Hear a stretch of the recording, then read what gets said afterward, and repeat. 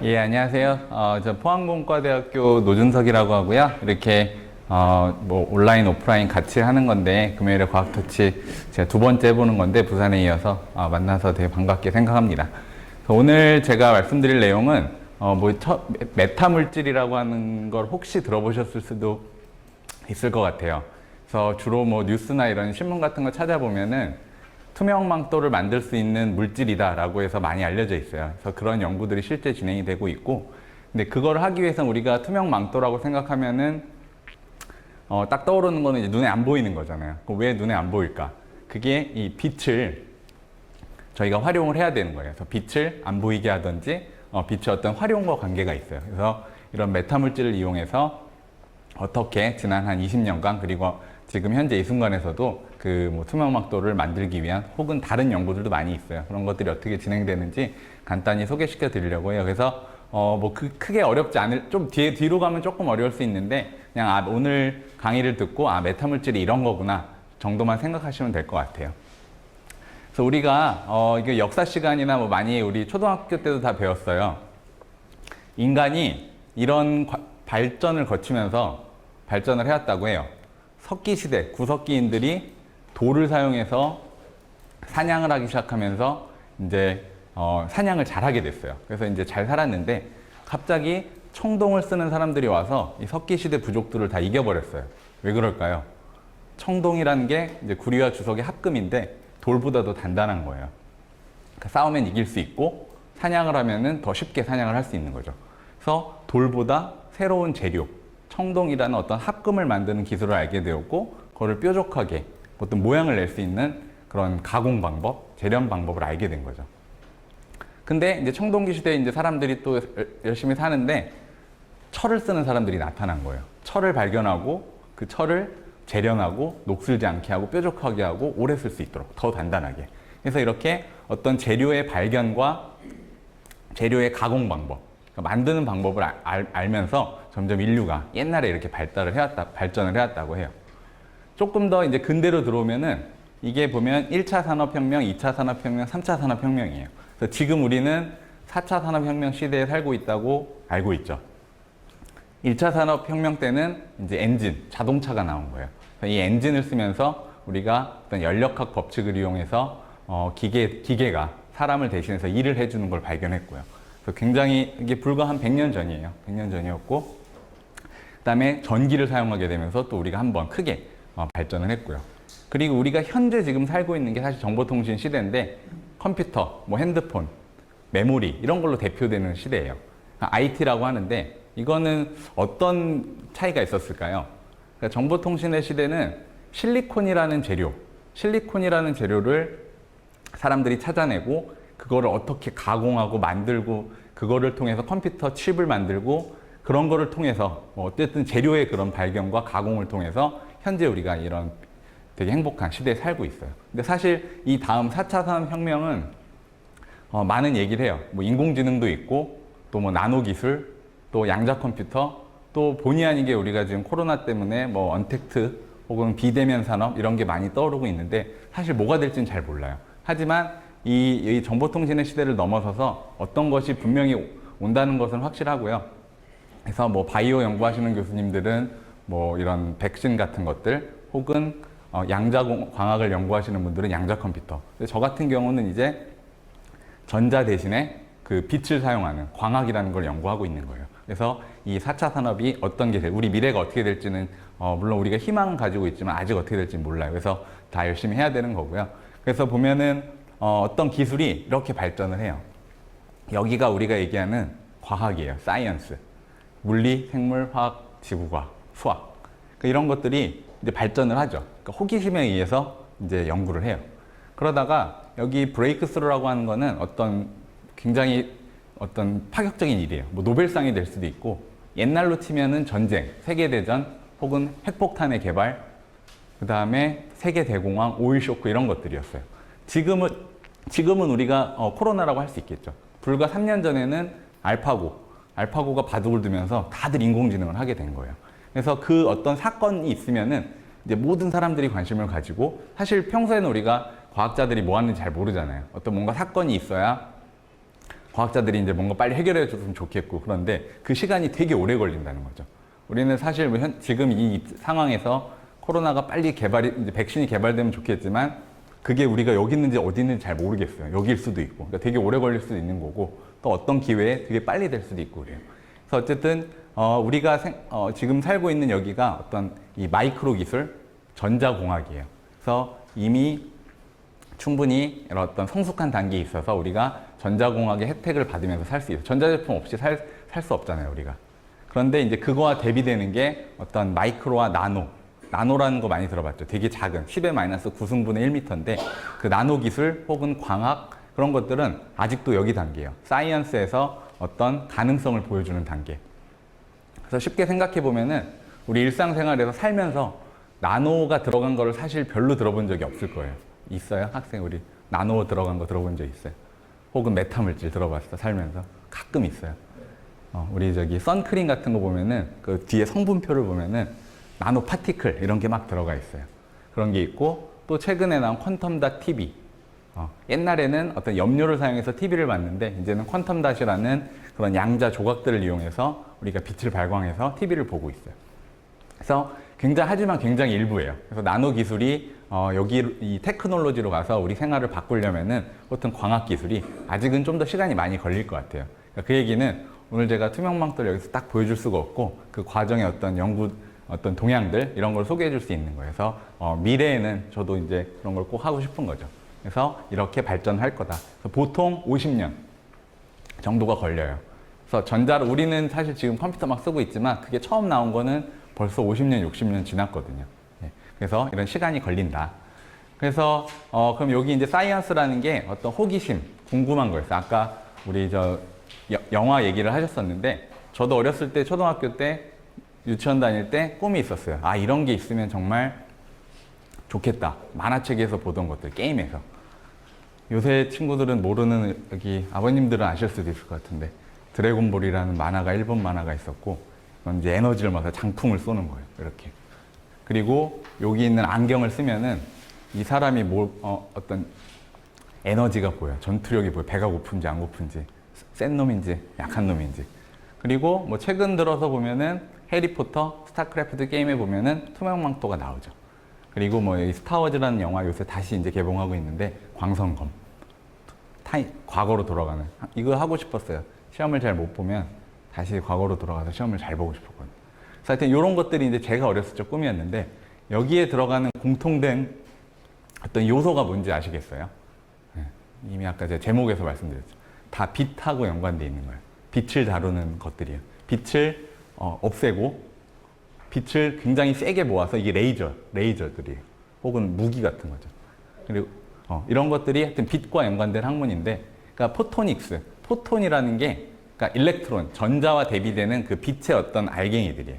그래서 이 포토닉스라는 거는, 광학이라는 거는 빛과 관련된 모든 학문이에요. 그래서 빛의 생성, 뭐 레이저라든지 LED라든지 이런 것들.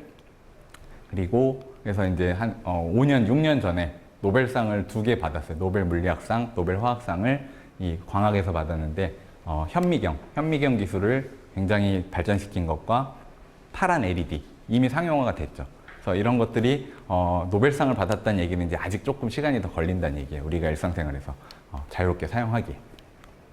그래서 여기 혹시 영국에 여행 갔다 오신 분 있어요? 대형 박물관 가보신 분 있으세요? 거기에 이런 컵이 있어요. 라이커, 로마 시대 400년대 쓰던 라이커걸스 컵이라는 건데, 이거는 되게 특이해요. 밖에서 우리가 빛을 비춰주면은 초록색이에요. 우리가 보이는 게 초록색으로 보여요. 근데 어떤 뭐 빛의 어떤 소스, 형광등이나 이런 거를, 랜턴을 여기 안에다가 집어넣으면 빨간색이 보여요. 왜 그럴까요? 결론을 말씀드리면 이 유리는, 어떤 재료는 초록색 빛은 반사를 시켜요. 그래서 밖에서 빛이 막 오면은 초록색이 반사돼서 초록색이 나한테 와서 그 초록색이 나한테 보이는 거예요. 근데 그 광원이 안에 있으면은 초록색은 반사된다고 그랬죠. 그러니까 초록색이 튕겨져 나가서 나오질 못하고 그 중에 이제 나머지 색깔들이 나오는데 빨간색이 유난히 더 잘 나와요. 그래서 옛날 사람들은 그게 왜 그런지 몰랐어요. 왜 그런지 몰랐고, 다만 어떻게 하면 그게 되는지는 알았어요. 똑같은 일이 이 성당, 유럽에 있는 성당에 가보면 예쁜 이런 스테인드 글라스라는 게 있는데 막 색깔이 예뻐요. 페인트로 칠한 게 아니라 이런 예쁜 색깔이 나오는데 그 안에 금, 은, 어떤 작은 알갱이들을 갈아서 넣었더니 유리에다가 이런 색깔이 나왔던 거예요. 그러니까 왜 그런지는 몰랐지만 아 여기다가 이런 뭘 갈아서 넣었더니 이런 색깔이 나오더라. 이것도 마찬가지인 거예요. 그래서 제가 여기 레이저 포인터를 하나 가져왔는데 이게 하나가 초록색이고 이게 하나가 빨간색이에요. 그래서 우리 손에다가 빨간색 레이저 포인터를 한번 집에서 한번 해보세요. 이렇게 하면은 비쳐요. 이게 투가 되는 게 보여요. 그러니까 이 유리가 우리 인체랑 되게 비슷한 조직이에요. 근데 초록색 레이저를 똑같이 이렇게 해보면은 하나도 안 나와요. 반사시키고 있는 거예요. 이것처럼. 그래서 우리 물론 지금 여기에 이제 뭐 이런 나노 파티클이 쓰인 건 아닌데 이런 식으로 어떤 재료의 그런 특성들을 활용을 한 거죠. 옛날 사람들이. 물론 그 이유는 최근에 들어서 밝혀진 거예요. 나노 파티클을 잘 섞어서 쓰면은 여러 가지 색깔을 조절할 수 있고 그런 것들을 이용해서 또 빛을 조절하고 네, 그래서 메타물질 플라즈모닉스라고 하는 어떤 새로운 학문 분야가 생겨났어요. 그럼 이제 조금 더 구체적으로 여기 메타 물질이라고 했는데 이 메타라는 거는 혹시 들어보셨어요? 메타? 이 사전을 찾아보면은 그러니까 어떤 접두사예요. 뭐를 초월한, 비욘드 영어로 기이한 어떤 그러니까 굉장히 특이한 거예요. 그래서 메타 물질 하면 특이한 재료, 이상한 재료 이런 거예요. 그러니까 뭔가 기존의 관념에서 벗어난 것들. 그래서 사실 많이 살면서 많이 들어보진 못했을 거예요. 근데 구글을 찾아보면은 그래도 좀 있어요. 메타 아이스크림, 메타콘. 왜 이렇게 이름을 줬는지 모르겠는데 뭐가 있을까요? 월드콘에 비해서 뭐가 좀 다른가? 그래서 하여튼 메타콘. 이 메타녀라는 만화는 초능력 쓰는 그 여자들의 어떤 그 만화예요. 그래서 하여튼 메타라는 게 뭔가를 뛰어넘다라는 의미로 사용이 되기는 되고 있어요. 그래서 가끔 들어보셨을 거고요. 그래서 그러면 메타 물질이 뭘까? 그래서 좀 더 이제 과학적인 정의를 해보면, 그러니까 우리가 알고 있는 재료는 이런 거죠. 화학, 원소 기호에 의해서 결정이 돼요. 금이라는 것과 이 유리는 다르죠. 우리가 눈으로 봐도 다른데 왜 다르냐면은 걔네를 가장 우리가 자를 수 있는 가장 작은 걸로 자르면은 금 원자가 나오고요. 얘는 실리콘 원자가 나와요. 그러니까 애초에 그 레고 블록 처음에 시작하는 그 단위 구조가 다르기 때문에 얘네들을 잘 이렇게 많이 이렇게 뭉쳐놨더니 금이 되고 하나는 유리가 되는 거죠. 그래서 어떤 원소, 케미컬한 그런 재료에 따라서 바뀌는 거예요. 원소에 따라서. 근데 같은 탄소라고 해도 우리가 잘 알고 있는 거죠. 초등학교 때 배웠죠. 연필, 흑연하고 다이아몬드는 둘 다 탄소로 돼 있대요. 근데 하나는 되게 비싸고 하나는 되게 쉽게 구할 수 있죠. 걔네들이 태어날 때 어떤 그 생성 환경에 따라서 이렇게 연결되어 있는 그런 구조들이 바뀌어서 그래요. 하지만 어쨌든 이런 화학과 되게 관련이 있어요. 그래서 어떤 우리가 통상 알고 있는 그 재료라는 거는 이렇게 물질이라는 거는 그런 원소, 화학에 의해서 우리가 결정을 했는데 이 메타물질이라고 하는 거는 사전적인 정의는 이래요. 인공 원자로 구성되어 있는 인위적으로 가공된 물질이에요. 그래서 여기 있는 동그란 것들이 인공적으로 만든 원자예요. 원자의 크기는 1옹스트롱, 정말 머리카락보다 10,000분의 1이 작은데 그러니까 그런 원자들을 우리가 만들어요. 어떤 가공을 통해서 뭐 쇠로 드릴로 이렇게 구멍을 뚫어도 되고 어떤 방법에 의해서든지 이 원자를 만들어요. 우리가 장난감 레고 생각하면은 그 가장 작은 단위 블럭을 생각하면 될 것 같아요. 걔네들을 잘 배열하면 어떤 모양이 나오죠. 그래서 그런 것들을 잘 배열을 했더니 굉장히 기이한 현상이 나타나야 되는 거예요. 그래서 오늘 그 기이한 현상들의 일부를 좀 보여드릴 거고요. 그래서 이제 뭐 좀 제한이 있다면 이거 화학과 상관이 없고 그 대신 원자라는 거는 굉장히 작아야 돼요. 그러니까 이거를 제가 이런 동그라미를 금을 잘 이렇게 깎아가지고 어떤 모양으로 만들었더니 투명 망토가 딱 됐어요. 뭐 그런 거죠. 그래서 우리가 뭐 실제 이거는 이제 그냥 일반 자연계에서 일어나는 일이에요. 물에다가 레이저를 쏴보면은 이런 식으로 휘는 게 보여요.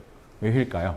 물과 공기는 어떤 다른 재료이기 때문에 그 빛이, 그러니까 물이 좀 더 빡빡한 거예요. 빛이 물에서 더 느리게 가요. 그러니까 빠르게 가다가 물을 탁 만나면서 우리가 뭐 물에 들어가면 이게 걸음이 느려지잖아요. 똑같이 꺾여지는 거예요. 그래서 이걸 굴절이라고 하고요. 또 이거를 잘 이 각도를 조절을 하면은 이렇게 아예 안 나가게 전반사라는 걸 만들 수도 있어요. 이거를 이용해서 지금 현재 우리가 광통신 기술을 사용하고 있어요. 그래서 이거는 기존에 우리가 알고 있던 이제 광학 기술인데 그래서 이건 이제 굴절은 우리가 잘 알고 있을 거예요. 그런데 이제 메타물질이라는 거는 그런 굴절의 법칙을 벗어나서 굉장히 더 이제 극단적으로 가는 거죠.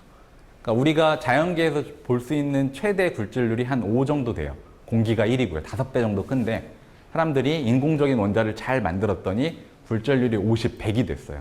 그럼 그런 데서는 빛이 되게 느리게 가요. 시간이 느리게 가는 거랑 마찬가지예요. 그리고 굴절률이 0이 되면 굉장히 빨리 가고. 그러니까 우리가 시간까지도 조절할 수 있는 여지가 있어요. 그리고 음의 굴절률이라는 거는 이렇게 꺾이는 방향이 이쪽으로, 빨대가 이쪽으로 꺾여야 되는데, 네, 이쪽으로 꺾여야 되는데 반대쪽으로 꺾이는 거죠. 그래서 아직 교과서에는 이게 안 나와 있어요. 분명히 이제 현실적으로 일어나고 있는 일인데도. 물론 물에서 그런 건 아니고 메타물질이라는 재료로 여기를 만들어 놓으면 빨대가 반대쪽으로 꺾이는 게 일어나죠. 그래서 이런 거를 이용해서 투명망토를 사람들이, 그러니까 빛을 조절할 수 있는 극단적인 그런 어떤 방법을 알아내면서 투명망토도 이제 구현을 하고 있어요. 그래서 실제 이제 현실에서 일어나고 있는 일이고요. 근데 이제 문제를 뒤에 좀 보여드릴 거예요. 왜 제가 여기서 이렇게 쓰고 사라질 수 없는지. 비싸요. 손톱만한 거를, 손톱도 크다. 손톱만한 거를 만드는데 한 5천만 원, 1억 정도 들어갈 것 같아요. 되게 오래 걸려요. 그러니까 이런 사람 크기를 만들려면은 뭐 수백억을 줘도 만들 수 있을지 없을지 잘 모르겠어요. 아직 그만큼 생산 기술이 안 되거든요. 그래서 어쨌든 메타물질을 이용해서 이런 일을 할 수 있다. 그럼 그렇게 하려면은 나노 구조 얘기를 했는데 그 나노 구조의 크기가 얼마나 할까요? 진드기, 살인 진드기 보신 분. 이 크기가 한 1mm 정도? 요 정도 대략 보면 될 것 같아요. 우리 머리카락의 굵기는 0.1mm예요. 그 100 마이크로미터라고 하는데 이 나노 구조는 얘네들보다 1000분의 1, 10,000분의 1이 작은 크기가 필요해요. 그러니까 그거는 이미 진드기도 눈에 보기 힘들고 머리카락도 이제 눈으로 보기 힘든데 그것보다 더 작은 구조들을 만들어서 그런 레고 블록을 가지고 잘 배열을 해야 되는 거예요. 그러면은 우리 눈에 보이진 않지만 빛이 거기를 지나갈 때 어떤 일이 벌어지는 거죠. 그래서 메타물질을 만들기 위해서는 이렇게 작은 구조의 크기가 필요하다. 근데 물론 지금은 이게 메타물질이 이제 빛에 대해서는 그런데 점점 범위가 확대돼서 지진을 제어할 수도 있는데 지진을 제어하려면은 이런 나노 크기가 아니라 한 미터? 우리 옛날 생각한 콘크리트 기둥 같은 거로도 할 수 있어요. 근데 우리 빛에 대해서 할 때는 이 정도라고 생각하면 된다. 그러니까 빛의 파장이 짧아지면 구조의 크기도 같이 작아져야 돼요. 그래서 이런 걸 만드는 방법이 있는데 우리가 만드는 방법이 두 가지가 있어요. 나노 구조를.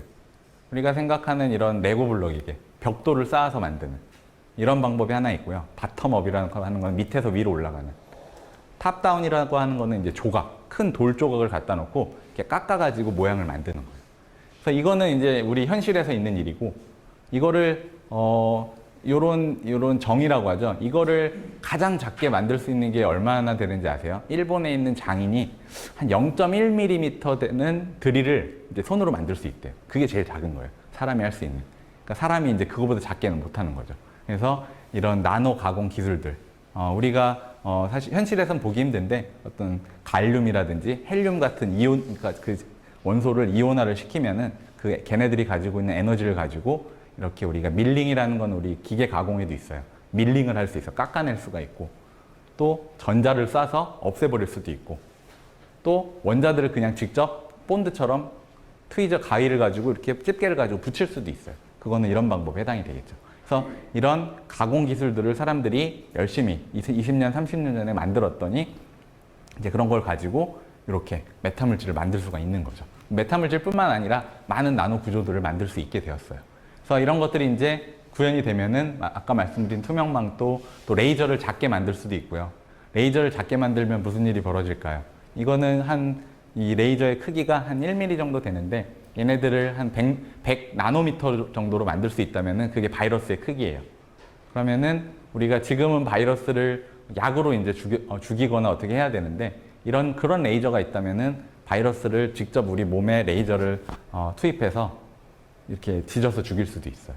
그런 일도 가능하고, 또 우리가 오늘 제가 많이 보여드릴 건데 뭐 롯데월드나 어디 놀이동산 같은 데 가면은 홀로그램을 볼 수 있어요. 이렇게 막 공기 중에 막 이미지가 나와가지고 막 영상이 보이는데 되게 해상도가 안 좋아요. 그러니까 좀 허접해요. 근데 그런 것들을 어떻게 하면은 우리가 아이언맨에 나오는 그런 진짜 홀로그램처럼 만들 수 있는지, 그런 것들이 다 가능해질 거예요. 좋은 현미경도 만들 수 있고. 그럼 왜 좋은 현미경이 필요할까요? 여기에 사진이 한 장 있는데 요거를 보고 자동차인지 오토바이인지 맞추실 수 있겠어요? 자동차는 쌍라이트고 오토바이는 하나가 있습니다. 라이트가. 네. 하나 같죠? 네. 그래서 여기서는 그냥 하나 같아요. 이 물체가 이제 있는데 그걸 좀 가까이 와서 제가 사진을 찍었어요. 조금 보면은 옆으로 좀 이렇게 벌어졌어요. 그러니까 두 개라는 심증은 가죠. 자동차 같은데 이제 확실하게 말하기는 좀 힘들고 조금 더 가까이 오면은 이 자동차였구나. 분명히 라이트이 두 개인데 쌍라이트인데 멀리 가니까 이게 두 개가 하나로 보이고 분간이 잘 안 되는 거예요. 그래서 이게 우리가 일상생활에서 볼 수 있는 어떤 좋은 카메라, 좋은 망원경, 좋은 뭐 안경, 센서가 필요한 이유들이에요. 근데 이게 반대로 이제 작은 데로 가면은 똑같은 일이 일어나요. 현미경을 이제 좋게 만들고 싶은데 바이러스의 크기가 코로나 바이러스 한 100나노미터 정도 크게 되는데 현재 존재하는 그냥 아주 저렴한 현미경으로 보긴 힘들어요. 막 몇십억짜리 현미경으로 막 저온으로 가서 막 여러 가지 형광 시료를 바르고 굉장히 오랜 시간을 거쳐 사진 한 장을 찍을 수 있는데 한 100나노미터 정도 되는 거를 바로 그냥 뭐 휴대폰으로 사진 찍고 이러면 되게 좋겠죠. 그런 일들이 일어나고 있는데 어떤 거냐면은 똑같은 요 자동차가 저 멀리 있는 상태가 제가 만약에 이 레이저 포인터 두 개를 아주 가까이 놓으면은 두 개가 분간이 안 돼요. 그냥 하나로 보여요. 그게 회절 한계라고 하는 그런 물리 법칙이에요. 너무 이 두 개가 가까이 있으면 파장의 절반보다 가까이 붙어 있으면 그냥 하나로 보이는 거고요. 조금 멀리 떨어뜨려 놓으면은 이게 원이었던 게 타원이 되면서 두 개 같다라는 심증이 있죠. 여기 두 개 퍼져가는 그 개형이 두 개예요. 근데 좀 더 멀리 가면 이제 확실히 두 개구나. 그러니까 이게 아까 거는 망원경이었고 이건 현미경이라고 생각하면 돼요. 그래서 좋은 현미경을 만들기 위한 그런 어떤 동기가 굉장히 존재하는 거죠. 그래서 이거를 뭐 바이러스라고 하면은 이거를 우리가 현미경으로 보면은 이렇게 보여요. 그러니까 이게 명확하게 모양이 보여야 되는데 이제 일그러 잘 안 보이죠. 웃는 건지 뭔지 잘 안 보이죠. 그래서 그 어떤 뭐 메타물질로만 꼭 해야 되는 건 아닌데 그런 메타물질을 만든 렌즈를 여기다 앞에다 갖다 놓으면 정확하게 그 모양이 보이는 거죠. 확대돼서. 그래서 우리가 조그만 바이러스도 크게 이렇게 만들어서 볼 수가 있는 거예요. 그래서 실험적으로 보면 이게 렌즈인데 이런 장치를 이제 메타물질로 만든 거고요. 그래서 뭐 만드는 방법은 굉장히 복잡해서 제가 뺐는데 그래서 이제 이렇게 생긴 거를 일반 현미경으로 보면은 이렇게 잘 안 보여요. 그냥 똑같이 구멍이 3개라서 3개에서 빛이 다 나와야 되는데 그냥 하나의 덩어리로만 보이죠. 이게 그 아까 말한 회절 한계 때문인데 이 메타물질로 만든 렌즈를 갖다 놓으면은 잘 보여요. 그래서 빛의 어떤 그 없어져야 되는 빛들을 정확하게 이제 제어를 해서 이렇게 똑바로 가라 할 수 있는 거예요. 그래서 이렇게 메타물질을 이용해서 빛의 굴절률을 제어했더니 좋은 현미경을 만들 수 있었다. 뭐 이런 게 하나의 예시가 되겠고요. 아까 말씀드린 레이저예요. 레이저를 만들려면은 여기 우리가 쏘는 이 레이저 안에도 그 발진기라는 게 들어있어요. 그러니까 레이저는 어떻게 생기냐면은 빛이 어딘가에 가둬져야 돼요. 그래서 거울, 이렇게 육면이 거울로 된 어떤 박스가 있다고 해볼게요. 거기에 이제 빛이 들어가면은 그 안에서 계속 반사가 돼요. 거울로 왔다 갔다 왔다 갔다 하면서. 왔다 갔다 하는 거는 친구가 이렇게 때리면은 어떨 것 같아요? 기분이 나쁘겠죠? 아프겠죠? 짜증이 나겠죠? 계속 때리면은 더 짜증이 나겠죠? 마찬가지예요. 빛도 어딘가에 부딪힐 때마다 이게 화가 나는 거예요. 그러니까 불안해져요. 그래서 에너지 레벨이 계속 올라가면서 불안정해지면서 계속 이제 열이 받고 있는 거죠. 그러다가 충분히 이게 열이 받았을 때 이제 이 유리 상자 안에서 살짝 이렇게 톡 쳐주면은 폭발하는 거예요. 그 레이저가 쫙 빔이 나가는 거예요. 이렇게. 이 안에서 그런 발진 현상이 일어나고 있어요. 근데 왜 작은 걸 못 만드냐면 아까 말한 그 파장의 절반으로만 줄이면은 얘네가 갇히질 않아요. 빛이 이 안으로 들어가야 되는데 그냥 퍼져버려요. 큰 데는 가둬놓을 수 있는데 크면 그럼 레이저도 커지는 거거든요.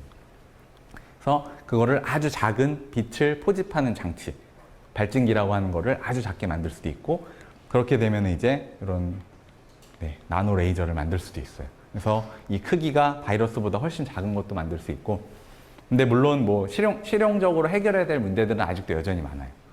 하지만 어떤 나노 레이저 기술, 그러니까 뭐든지 빛에 관련된 모든 것들을 작은 걸로 하는 게 가능한 거죠.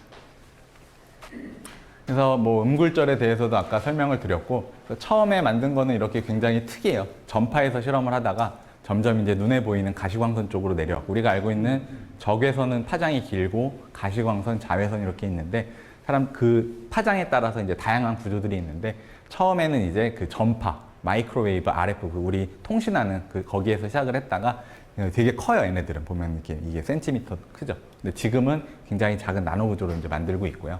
그래서 그거를 그러면 좀 더 실질적으로 그럼 투명망토가 어떻게 되는지를 설명을 드리면은, 그러니까 우리가 어떤 물체를 보는 거는 지금 제가 이런 보는 것도 빛이 어디선가 들어와서 반사가 돼서 제 눈에 안에 있는 센서에 상이 맺혀서 그거를 보고 있는 거예요. 그래서 여기 보시면은 빛이 이 물체, 네모난 물체를 반사해서 여기 오면 이 물체를 내가 인식을 하는 거죠. 근데 만약에 빛은 직진을 하기 때문에 부딪히면 일로 나가요. 근데 만약에 이 육면체 근처에 투명망토란 어떤 가상의 재료를 우리가 겉에를 쌓아놨어요. 걔는 눈에 보이지 않아요. 그냥 쌓아놨는데, 그럼 빛이 여기 딱 들어왔을 때 빛이 원래는 일로 갔다가 이쪽으로 가야 되는데, 저희가 어떤 길을 만들어 놨어요. 빛이 갈 수 있는 길을 원래는 일로 가야 되는 거를 왼쪽으로 가게끔 만들어 놨어요. 그 음의 굴절률이라는 메타 물질을 이용해서. 그럼 일로 갔어요. 그러다 보니까 계속 우리가 이 노란 길이 우리가 만들어 놓은 빛의 어떤 길이 돼버린 거예요. 우리가 그 강에서 댐 만들 때 수로를 파놓듯이 이 빛이 어쩔 수 없이 일로 가게 되는 거죠. 일로. 그럼 여기 있는 물체를 부딪히고 다시 이제 부딪히면 반사가 돼요. 반사가 돼서 또 이렇게 와서 이제 여기 나한테 오는 거죠. 그러니까 나는 분명히 여기 물체가 있는데 빛이 얘를 때리고 나한테 오니까 나는 얘를 보고 있는 거죠. 그러니까 이게 투명망토의 원리예요. 빛이 가는 길을 내 마음대로 조절을 하고 있는 거죠. 굴절률을 바꿔가면서. 네. 그래서 이거는 우리가 이미 알고 있는 현상이에요. 신기루. 신기루는 왜 일어날까요? 공기 중에 있는 공기의 굴절률은 똑같이 1인데 사막에 같은 게 사막 경우는 온도가 너무 높은 거예요. 바닥이. 그래서 되게 뜨거워져요. 그럼 뜨거우면 굴절률이 바뀌어서 이 층이 져 있는 거죠. 그래서 여기 있는 원래 직진을 하지 않고 계속 휘어져 가는 거예요. 휘어져 가다가 땅에 부딪혔을 때 전반사가 일어나서 우리가 존재하지 않는 나무는 분명히 여기 있는데 나무가 여기 있다고 믿고 있는 거예요. 그래서 이런 그 공간의 어떤 그 왜곡, 공기의 굴절률은 1이 돼야 되는데 높은 온도 때문에 굴절률이 바뀌어서 어떤 이 빛이 막 극단적으로 휘어버리는 거죠. 이게 현실에서 볼 수 있는 그런 극한 현상이에요. 근데 이거를 이제 활용을 하는 거죠. 그래서 어떻게 간단하게 먼저 이제 그 나노 구조로 만들기 전에 어떤 실험을 했냐면은 여기 어항인데 빛이 가는 경로, 여기 이제 빛이 들어오는 길인데 빛이 들어오면 여기 어떤 프리즘이 있어요. 플라스틱으로 만든 프리즘이 있는데 여기에 닿으면은 이제 꺾이게 돼 있어요. 이렇게. 그래서 꺾이고 파란색은 또 다른 플라스틱이에요. 꺾여서 또 나오게 이제 직진으로. 그래서 빛이 가는 경로를 내가 이렇게 만들어 놨어요. 그래서 빛은 여기는 아무것도 없으니까 그냥 직진, 꺾여서 이렇게. 그래서 요 가운데는 어떻게 해서든 통과하지 못하도록 우리가 만들어 놨어요.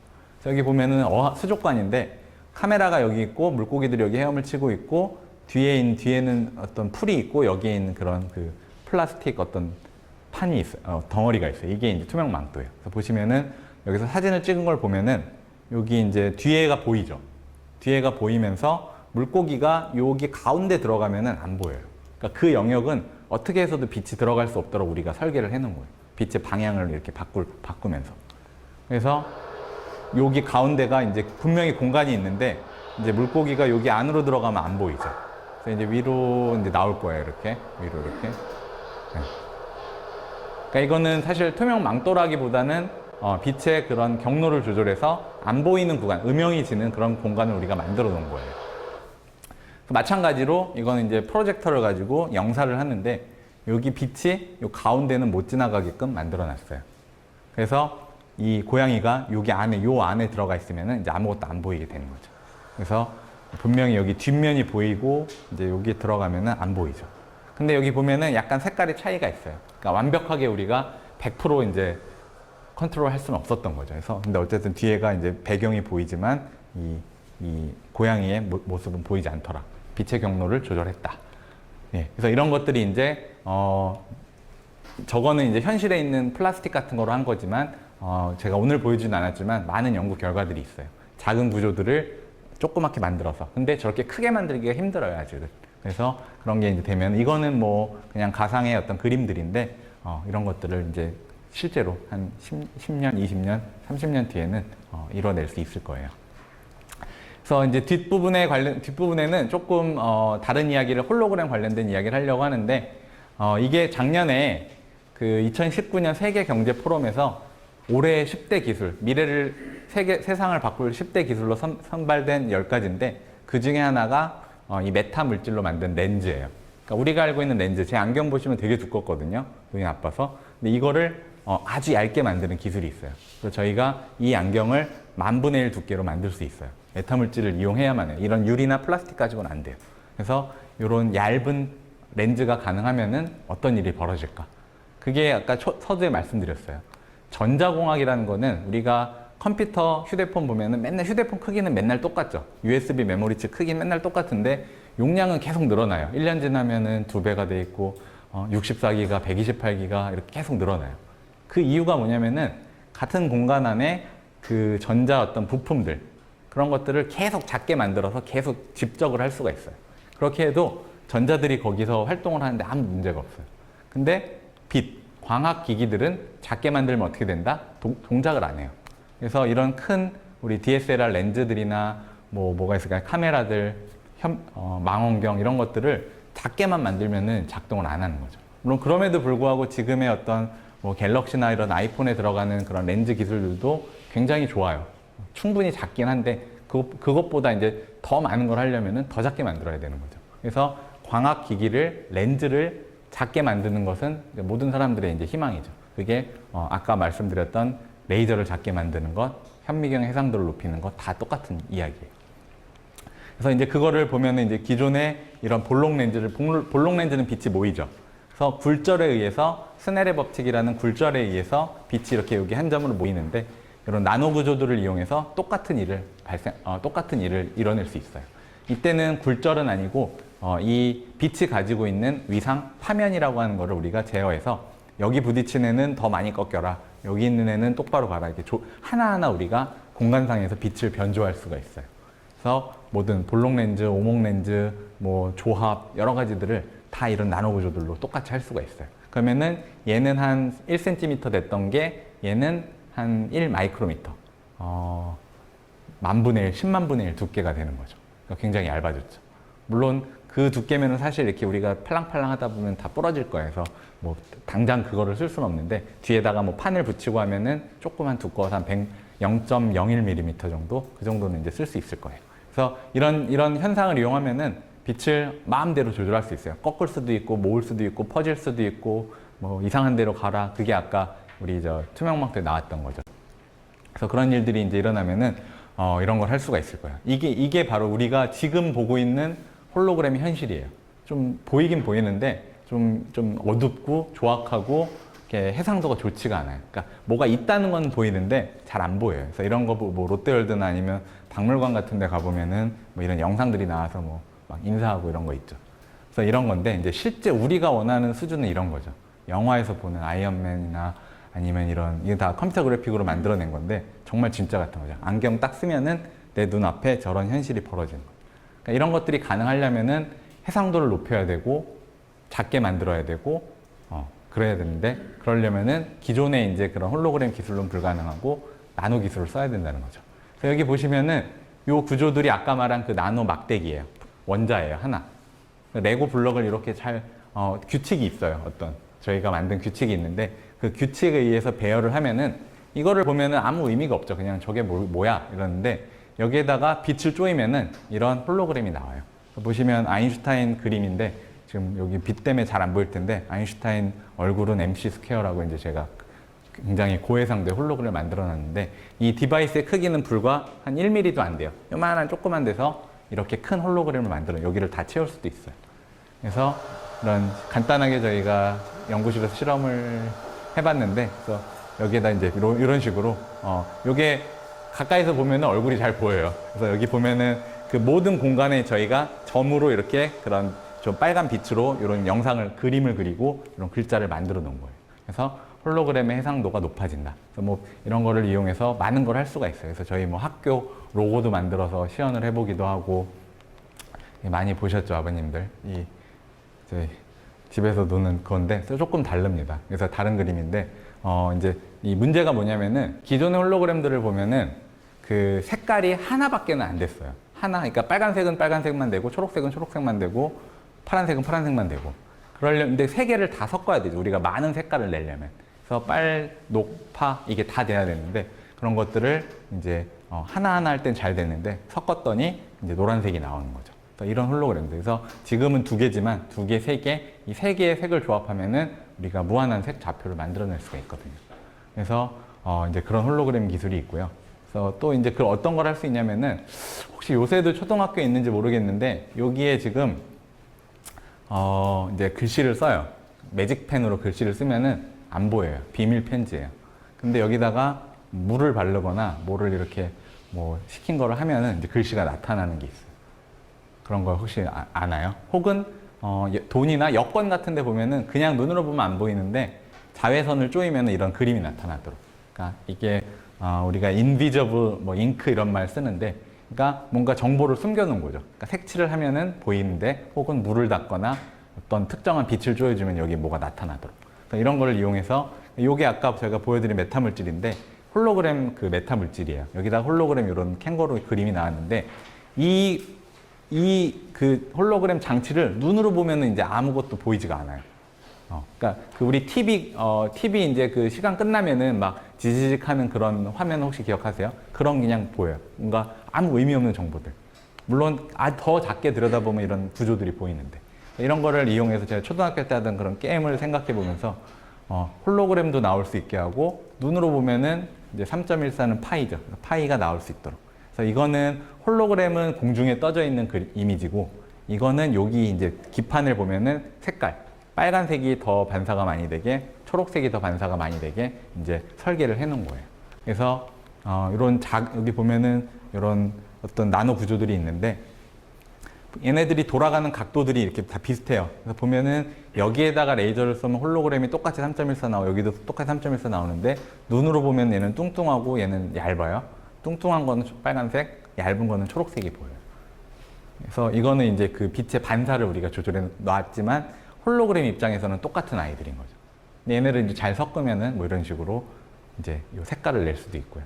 그래서 저희가 그 초등학교 때 하던 그런 걸 생각하면서 그러니까 뭔가 암호를 이제 숨겨놨다고 제가 만들었어요.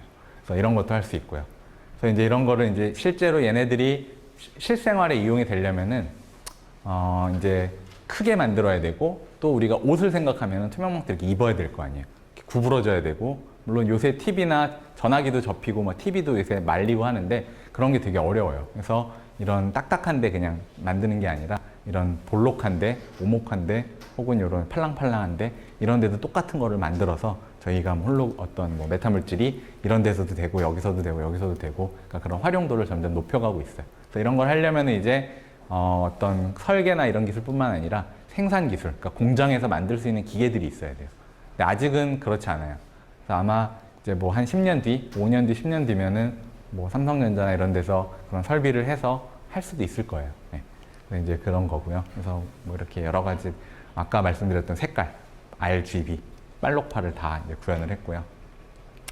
그리고 이제 이런 거를 좀 더 실용적으로 활용을 하려고 봤더니 이제 좀 더 이제 제가 막 생각을 해봤어요. 어떤 걸 할 수 있을까?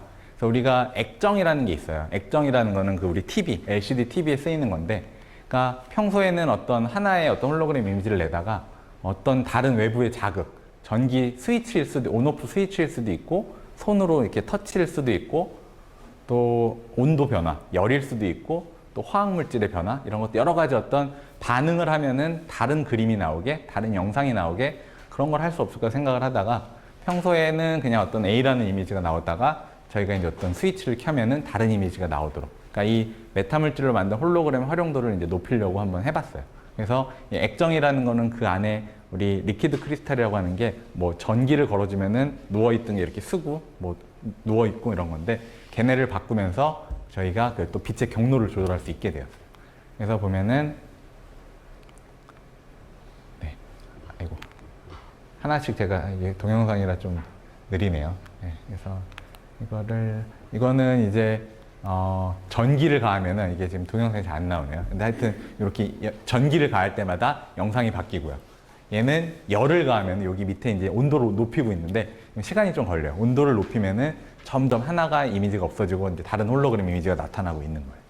또 손으로 만지면은 네, 이렇게 손을 대면은 다른 이미지가 홀로그램이 나오게. 이거는 저희가 처음에 그냥 컨셉을 이제 하기 위해서 만들었고 얘를 이제 좀 더 활용을 한 게 이런 거예요.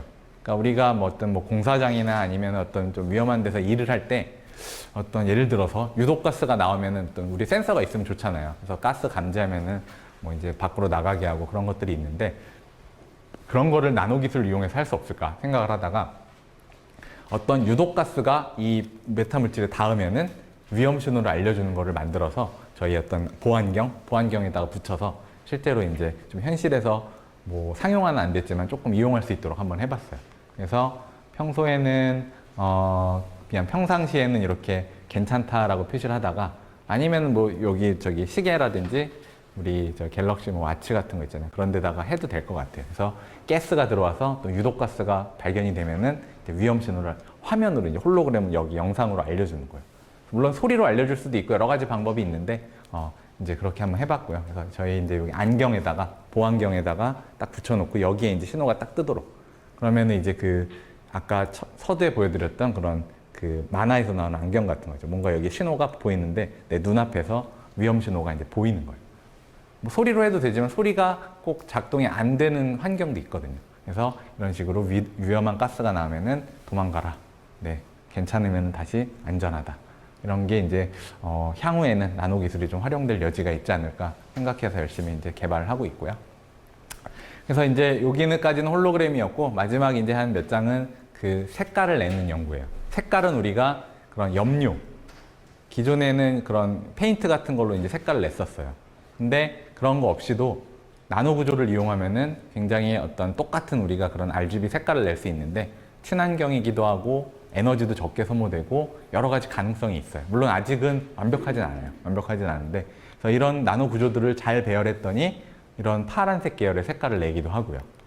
그래서 이런 거를 좀 더 활용을 하면은 이건 실제 색깔이 이렇게 변하고 있는 건데 얘는 훨씬 더 많은 좌표계를 만들 수 있어요. 레고 블록이 좀 더 복잡한데 이렇게 우리 그 미술에서 보는 그 팔레트 같이 정말 많은 색깔을 만들 수도 있고요. 그래서 이런 이 크기가 전체 우리 최신 TV가 낼 수 있는 색 좌표계고요. sRGB라고 하는 거는 우리 모바일 디스플레이 정도 돼요. 휴대폰에 나오는 색깔인데 그 정도는 충분히 다 커버를 할 수가 있는 색깔을 나노 기술로 만들 수 있다. 이런 거를 그럼 좀 더 활용을 해봤어요. 우리 요새 QR코드 찍고 어디 식당 들어가야 되죠. 그래서 QR코드를 우리가 생성을 하는 기술들이 그런 컴퓨터 프로그램으로 이제 있어요.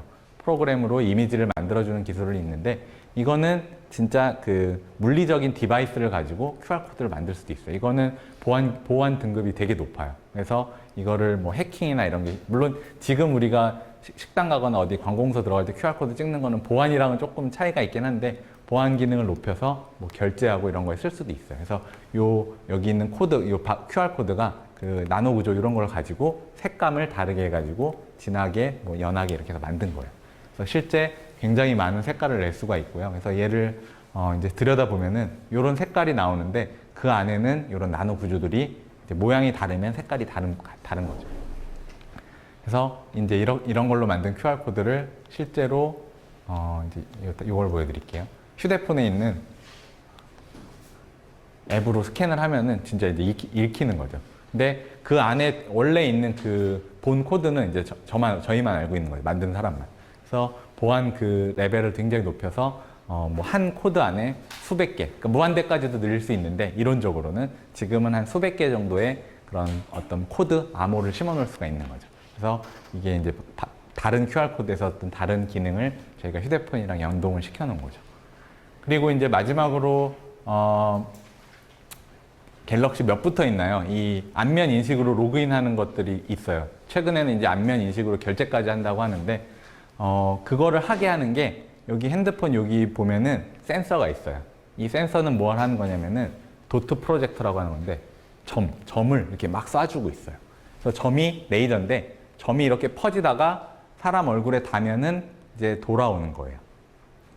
돌아오는 시간을 측정을 해서 이 사람의 얼굴 지도를 그리는 거예요. 이 안에서. 그럼 어떻게 되면 점이 많으면 많을수록 좋겠죠. 좀 더 정교하게 얼굴을 인식할 수 있고 또 그게 어떤 그 시간이나 그런 거를 더 정확히 측정하면은 좀 더 입체적인 모양을 그릴 수가 있겠죠. 그래서 여기 이제 삼성 갤럭시 폰 안에도 그런 도트 프로젝터가 이제 들어가 있는데 그러니까 이런 것도 마찬가지로 좀 더 인식이 잘 되게 하고 그러니까 예전에 우리가 지문 인식이나 홍채 인식 같은 거 하면은 잘 안 돼요. 한 3번 하면 한 번 되고 이런 식일 거예요. 근데 그런 게 이제 좀 불편하거든요. 그래서 그냥 우리 그림 그리고 이렇게 비밀번호 입력하고 마는데 그런 것들이 이제 훨씬 더 좋아질 거라는 거예요. 그래서 미래에는 그냥 우리가 얼굴만 갖다 댄 은행에서도 얼굴로 그냥 결제하고 생체 인식을 할 수 있는 수준의 그런 게 가능할 건데 여기 들어가는 그 도트 프로젝터를 지금은 한 수 밀리미터 정도 돼요. 그것도 되게 큰 거예요. 휴대폰 안에 그걸 다 넣어야 되니까. 그래서 그거를 메타물질로 아주 작게 한 1000분의 1 작게 저희가 만들었더니 똑같은 수의 점을 뿌려서 걔네가 이제 돌아오는 시간을 저희가 측정할 수가 있는 거죠. 그래서 초소형 다트 프로젝터를 만들 수도 있고요. 그래서 그런 게 이제 다 통합이 되면은 이런 우리 현재는 그 VR 게임 같은 거 할 때 보면 되게 무거운 걸 쓰고 하는데 그런 것도 필요 없을 거예요. 그냥 우리 안경에다가 그냥 뭐 안경 그냥 뭐 판 하나 대거나 혹은 아주 얇은 안경 그냥 갈아 끼면 콘택트 렌즈 정도 하면은 이제 이런 가상현실, 증강현실을 우리가 할 수도 있지 않을까 생각을 합니다. 그래서 이제 오늘 제가 준비한 건 이게 마지막 슬라이드인데 이게 문제입니다. 문제. 그러니까 나노가 들어가는 것들은 그 조그만 거를 우리가 손으로 가공하는 게 아니기 때문에 되게 어려워요. 어렵고 비싸고 오래 걸리고 그러니까 시연 정도만 가능한 거죠. 우리가 학교나 연구소에서 이런 게 가능하다, 되기는 된다라고 이제 보여는 줄 수 있는데 이제 크게 만들고 이제 싸게 만들고 이런 거는 이제 훨씬 더 많은 시간이 지나야 돼요. 회사에서 설비를 만들고 그거를 대량 생산해서 그럼 그 목적이 있겠죠. 이거를 팔 수 있어야 되니까. 그러니까 많은 시간이 걸릴 것 같아요. 그래서 아까 말씀드렸던 그 작은 투명망토 현재는 한 100 마이크로미터, 뭐 요만해요. 손톱만한 거를 만드는데 한 달 정도 실수 없이 계속 만들어야 되고요. 수천만 원, 수억 원에 해당해요. 그러니까 비싸죠. 그래서 실질적으로는 의미가 없습니다. 그래서 이게 이제 과학이 어떤 기술이 되려면은 어떤 좀 많은 기간이 지나야 될 거라고 생각을 하고 있습니다. 그래서 앞으로 이제 그러니까 나노 어떤 과학이 발전하는 만큼 우리 생산 기술들 또 그런 것들을 실제로 쓰는 사람들, 그러니까 이게 모두 같이 이제 변해야 되는 거죠. 그래서 나노 기술의 미래가 이제 되려면은 이제 대량 생산이 돼야 된다. 메타물질뿐만 아니라 모든 나노에 해당하는 거예요. 뉴스에서 들어본 그래핀이라든지 또 여러 가지 나노 재료들이 있는데 그런 것도 마찬가지고요. 그래서 제가 오늘 준비한 저희 학생들이 저와 같이 열심히 일을 했고요. 그래서 오늘 제가 준비한 건 여기까지입니다. 감사드리고 질문 있으면 받도록 하겠습니다. 감사합니다.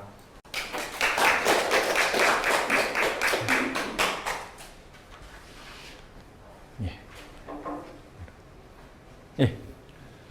그 메타 물질의 활용과 메타 물질에 대해서 설명을 하셨는데 사실 아직 메타 물질이 뭔지 잘 윤곽이 잡히지 않거든요.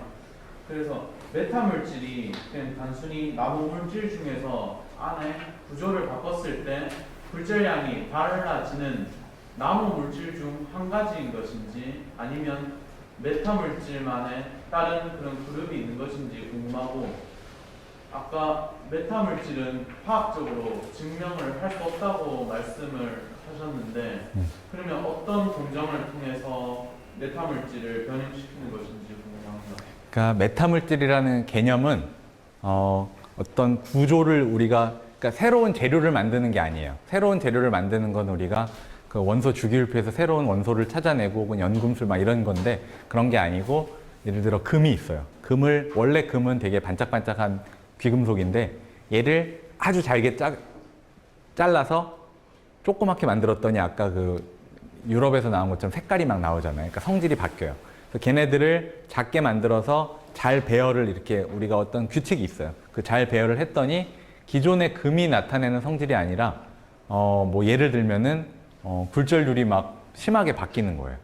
그런 거고. 그러니까 어떤 나노물질이라는 개념이 훨씬 더 큰 거고 메타물질은 그러니까 좀 더 작은 건데 기존의 나노물질을 가지고 구조, 조합, 배열을 해서 만든 어떤 새로운 그런 어떤 한 그룹이라고 보면 될 것 같아요. 그래서 나노 구조라고 했지만 아까 제가 중간에 말한 게 빛을 제어하는 메타물질은 그런 나노 구조지만 빛이 아니라 지진파를 제어하는 메타물질, 소음을 제어하는 메타물질은 구조 크기 훨씬 커요.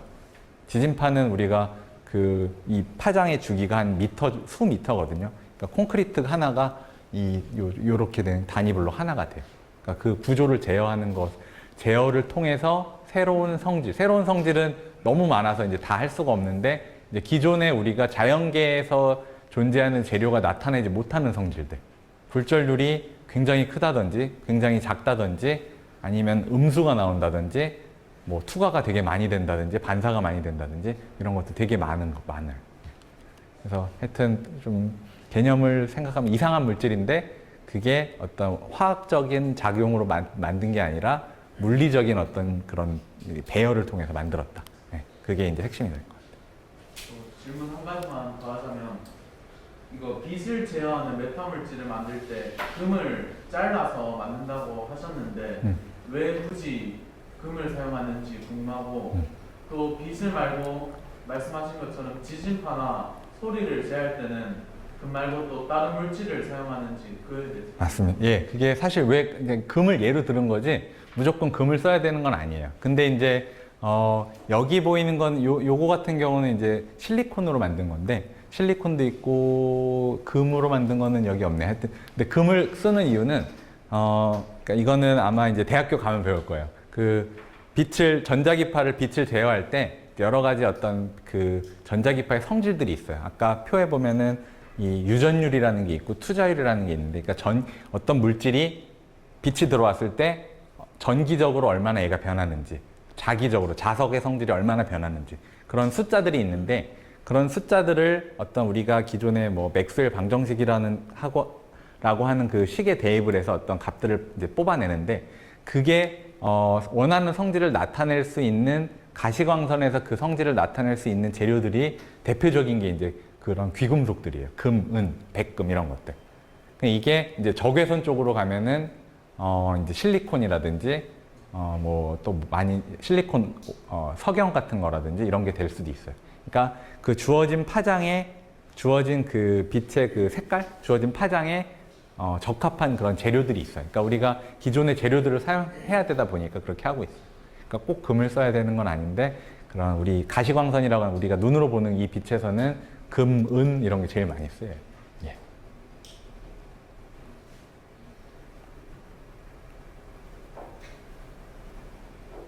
그러면 하나 제가 이해를 이게 하는지를 모르겠는데, 이게 사실 네. 아까 말씀하신 대로 빛의 삼원색으로 이게 조합을 통해 가지고 사람의 형태가 안 보이게끔 할 수도 있다고 하셨지 않습니까? 네네. 망토처럼. 예. 그러면 투명망토 말고 빛의 조합을 다르게 해가지고 저의 모습을 네. 다른 사람의 모습으로 바꿀 수도 있나요? 가능합니다. 그러니까 그게 이제 우리가 환영이라고 하죠. 일루전 옵틱스, 환영 광학이라는 게 있어요. 그러니까 그거는 사실은 그러니까 지금 하는 것보다 더 어려울 수도 있어요. 그러니까 지금 사람들이 그 환영은 어떻게 하냐면은 여기 이제 내가 있는데, 그러니까 그러니까 이제 여기서 보면은 저를 빛을 반사시켜서 이게 가서 보이시는 건데, 이 앞에 다른 평면을 놓고 다른 데서 영상기를 쏴줘요. 그럼 이 앞에 물론 물리적으로 뭐가 있진 않은데 화면이 여기 이렇게 나와 있게 하면은 이제 상대방은 저를 못 보고 다른 거를 보게 할 수도 있어요. 근데 물론 그게 이제 좀 생각하기 나름이죠. 약간 이제 실제 제가 없어지는 건 아니고요. 그냥 그거를 다른 걸로 가려놓는 그런 건 가능합니다. 그러면 네. 부피나 네. 크기가 다를 수도 있나요? 그렇죠. 그런 것도 뭐 변형을 시킬 수가 있겠죠. 예. 근데 이제 물론 이제 현실에서는 그렇게 했다고 해도 아까 보면은 막 조금씩 그런 오차들이 보여요. 그래서 막 잘 이렇게 완벽하게 100%는 안 되겠지만 뭐 이론적으로는 다 가능합니다.